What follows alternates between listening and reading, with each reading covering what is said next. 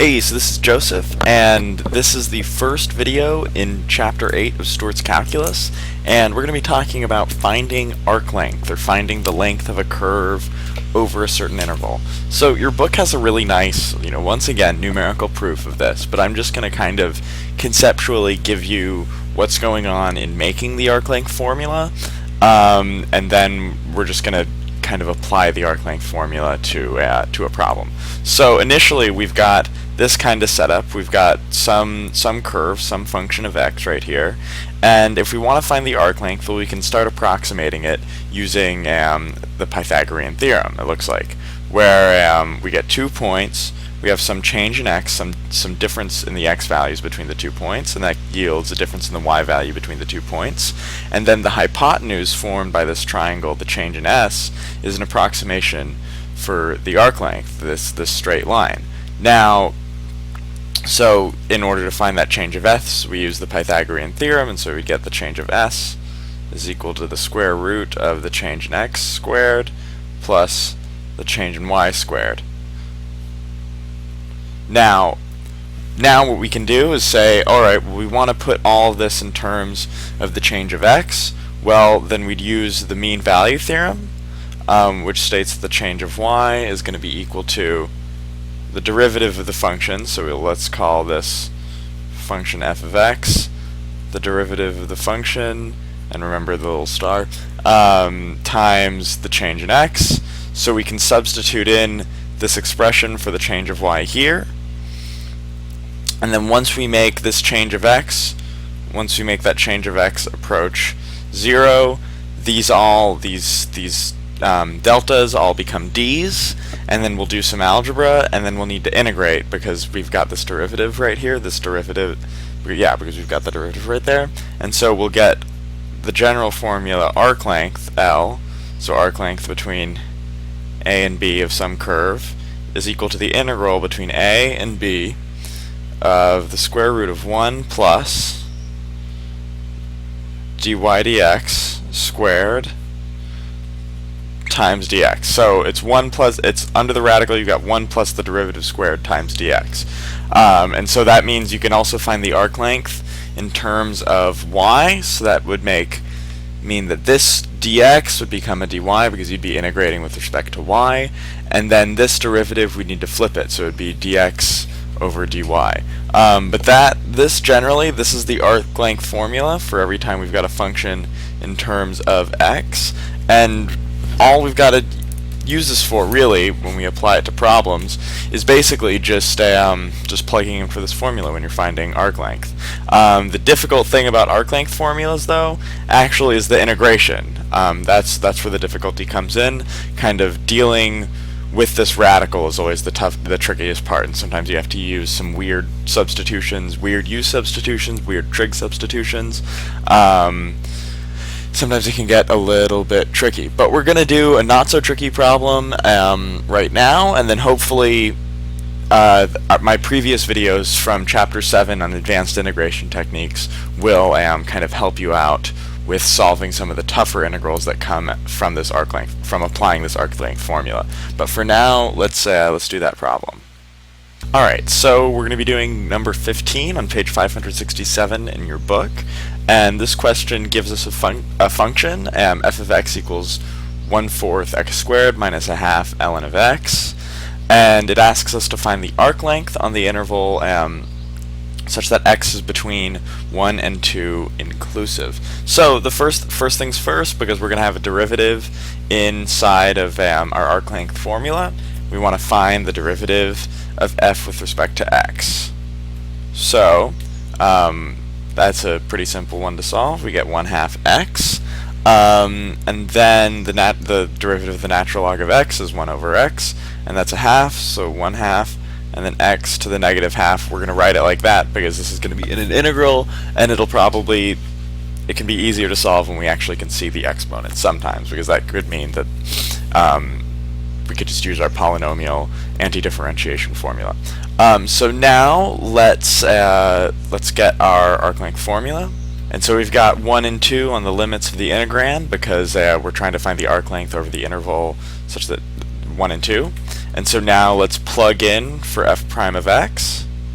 And so then we get this expression, and now we're going to have to expand this out. And this is kind of why we write the 1 over x as x to a negative exponent, because it makes it easier to multiply this by the other expressions. So we come down, we get the integral between 1 and 2.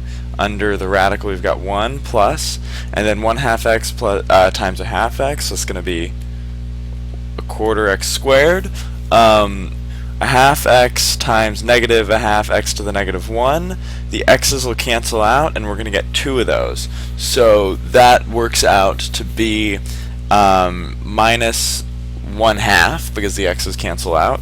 And then negative 1/2 x to the negative 1 times itself, we're going to get plus 1/4 x to the negative 2, because remember we will just add the exponents. So we've got this, and then now we can do 1 minus 1/2, and we'll get, and that will become a positive half. So now, in order to solve this, to kind of get rid of this radical and just integrate kind of in a pretty easy way, what we've got to look at is we've got to compare this polynomial to the polynomial that came after expanding out this expression, because ideally what we'd want is some expression squared that would get rid of this radical. So the only difference is here, so compared to that polynomial, the only difference is this is a plus 1/2. So this negative 1/2 came because there's a negative 1/2 x to the negative 1 right here. And so in order to get a positive, this positive 1/2, we need to make this negative positive, and that wouldn't change the signs of either of the other two terms here. So we can infer, or not infer, we can deduce, which is better for math. We want to be deducing, we want to be using deductive logic. We can deduce that this polynomial is actually equal to 1/2 x plus 1/2 x to the negative 1, and you can check this by expanding it out yourself, squared dx. And so that means that this radical and this squared will cancel out, and we'll just be left with this expression right here. So we're going to show that on the next screen.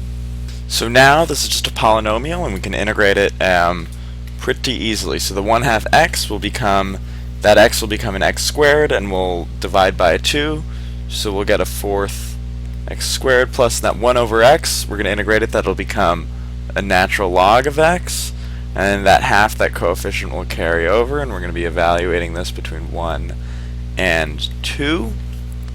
And so we plug in the 2, we get a 4, that will turn into a 1, we plug in the 2, that's a natural log of 2, so that's the natural log of 2 over 2, minus, we plug in a 1, we get a 4th, minus, we plug in a 1, that natural log becomes 0, so that is a 0, so 1 minus 1/4, that's 3/4, plus the natural log of 2 over 2, and that is equal to the arc length of the function between 1 and 2.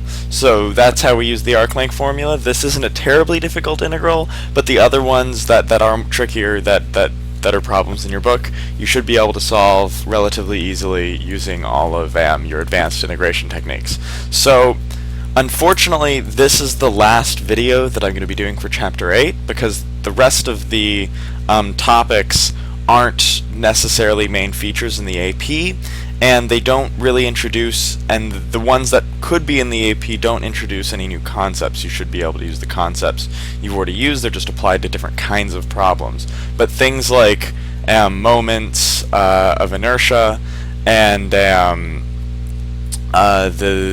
surface area of a solid formed by revolution aren't featured in the AP, and it bums me out that I can't teach them here, because this is a video for specifically for helping out calc, the AP Calc. But if they are really interesting topics, so I encourage you, if you are excited about calculus or if you want to be excited about calculus, definitely just read through those sections, check them out. They're super interesting. So stay tuned for the next video. It's going to be, we're going to start off chapter 9, and we're going to be talking about first order differential equations. What is a differential equation? We've kind of dealt with them in the past, but we're going to dive into that even deeper. So get excited for that.